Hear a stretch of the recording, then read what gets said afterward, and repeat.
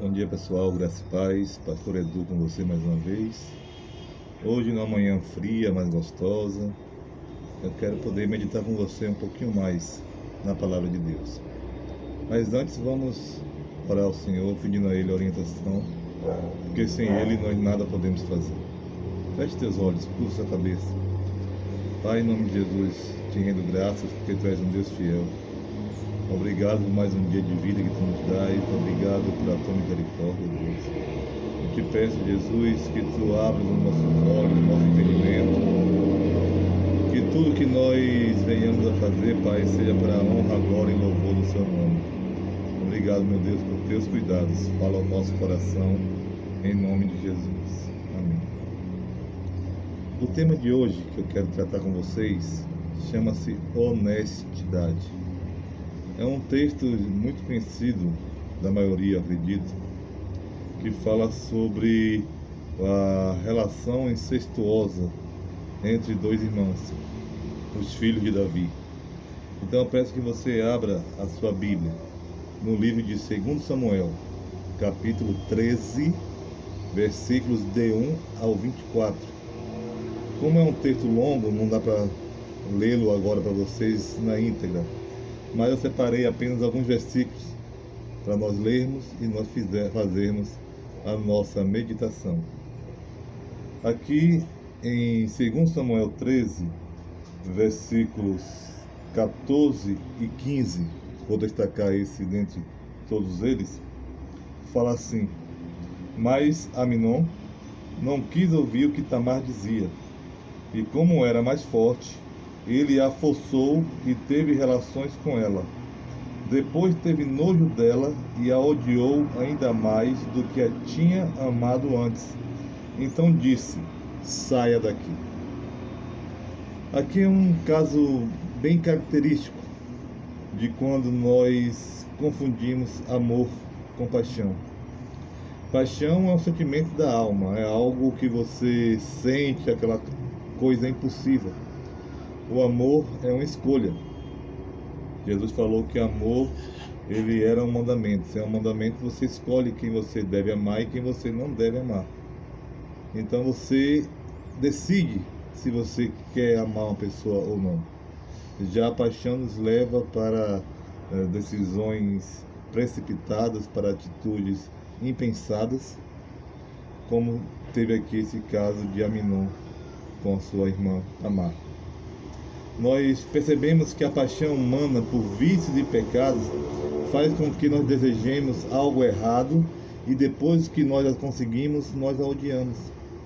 Quantas vezes nós, na nossa vida, queremos tanto alguma coisa, mesmo sabendo que não é correto, mesmo sabendo que aquilo pode nos trazer algum mal, mas desejamos muito e depois que nós a conquistamos, depois que nós compramos, fazemos, temos alguma atitude que não deveríamos ter, após dele ser concretizado, nós sentimos um peso na nossa alma, uma tristeza profunda e passamos a odiar aquilo que há tão pouco tempo parecia ser algo maravilhoso, algo de grande desejo nosso.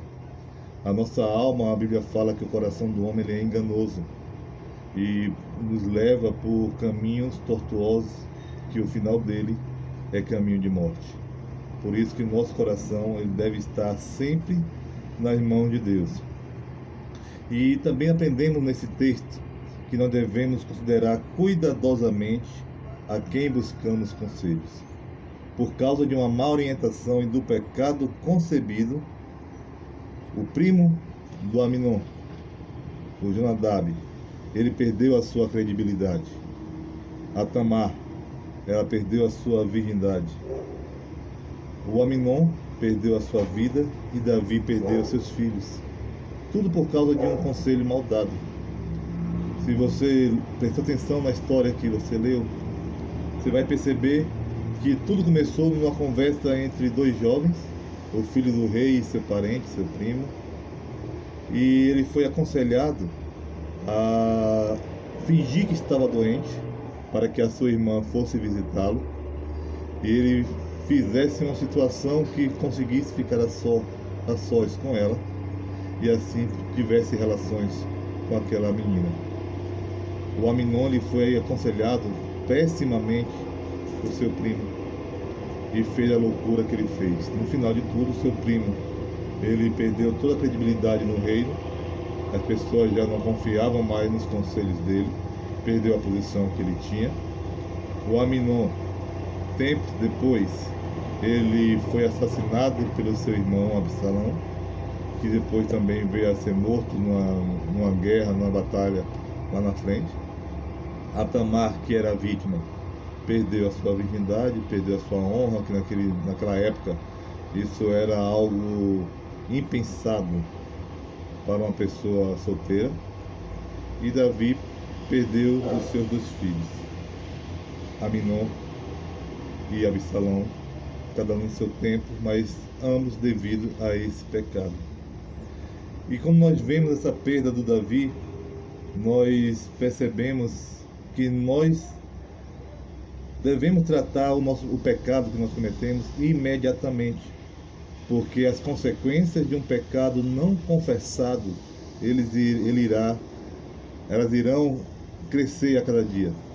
Quanto mais nós escondemos o nosso pecado, você pode ver isso também em Salmo 32, quanto mais nós escondemos as nossas falhas, nós temos uma tristeza, uma amargura no coração, na vida. É como se os nossos ossos estivessem secos, que a nossa alma estivesse desfalecida. Nós perdemos toda a alegria e não é isso que o Senhor tem para nós. Ele quer que nós sejamos alegres, vivos, que nós tenhamos paz no coração. E o pecado não confessado, a nossa falta de sinceridade, de honestidade com Deus, faz com que nós nos sintamos mal. O Davi, ele percebendo o problema que estava na família dele, ele preferiu se calar.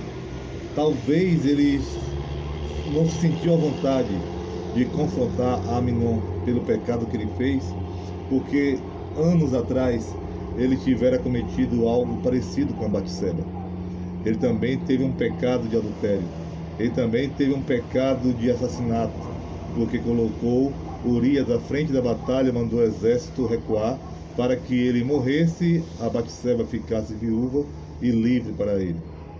Então, Davi estava sendo confrontado pelo seu erro do passado, pelo menos foi isso que ele pensou, e se sentiu envergonhado, se sentiu impossibilitado, incapacitado de chegar para o seu filho Aminon e repreendê-lo, com medo de que ele fosse recebido de forma áspera, dizendo que ele não tinha moral para poder condenar o filho, porque no seu passado ele também já tinha feito algo parecido.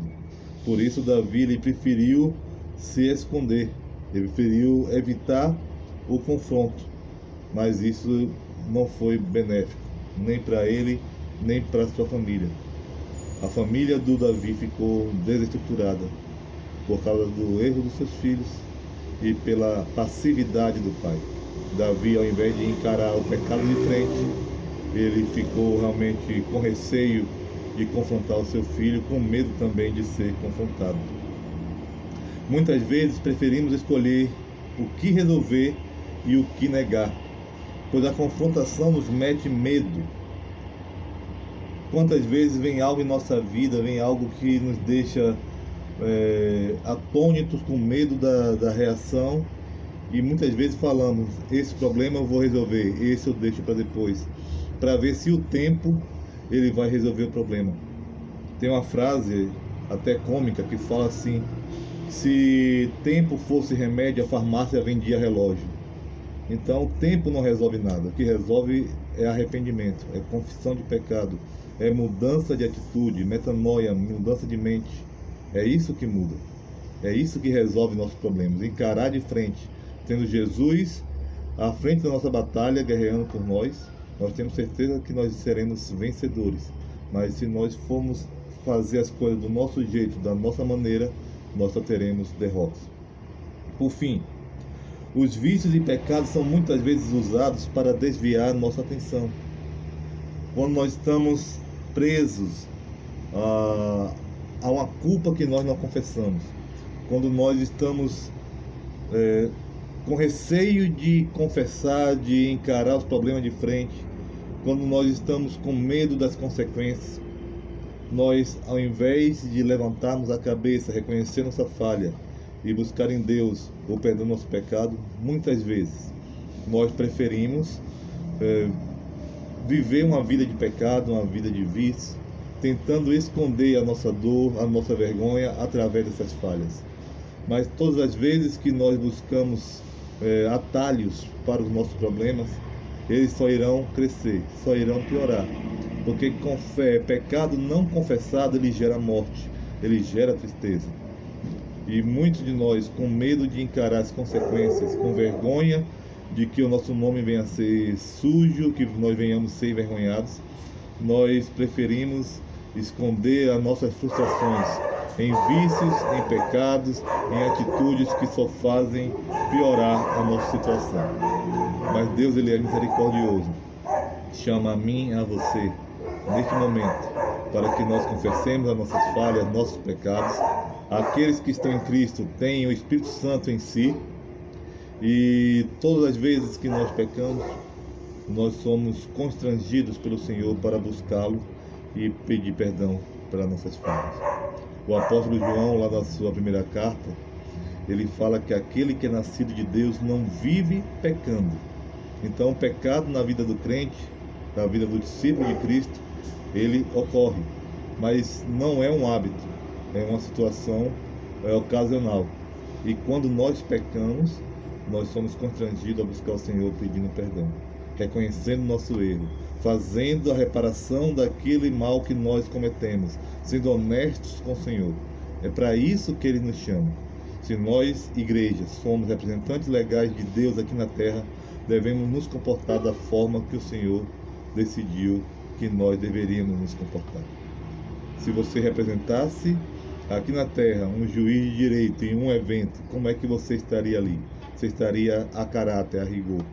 E se nós, igreja, somos representantes de Cristo aqui na terra, nós também devemos viver a caráter, porque assim requer que nós vivamos. Se nós erramos, se nós pecamos, devemos encarar nosso pecado de frente, buscando o perdão do Senhor, e que nós possamos retratar-nos com aquelas pessoas a quem nos ofendemos. Porque o nascido de Deus não vive no pecado.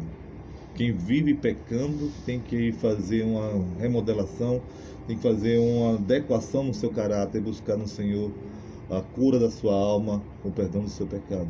Mas se você já é um servo de Cristo, se você já é uma pessoa convertida, você tem que viver de forma digna, arrependendo-se sempre que você pecar. Porque o Senhor é misericordioso, Ele tem o melhor para nossas vidas. Então tenhamos consciência do que nós vamos fazer, do que nós fazemos, do que nós falamos, lembrando que a nossa família, ela sofrerá os danos, as consequências das nossas más decisões. Não deixe para amanhã o que você pode resolver hoje. Entregue nas mãos de Deus, mas lute. Não desista, não se entregue ao pecado. Que Deus abençoe a você e a sua família, em nome de Jesus. Amém.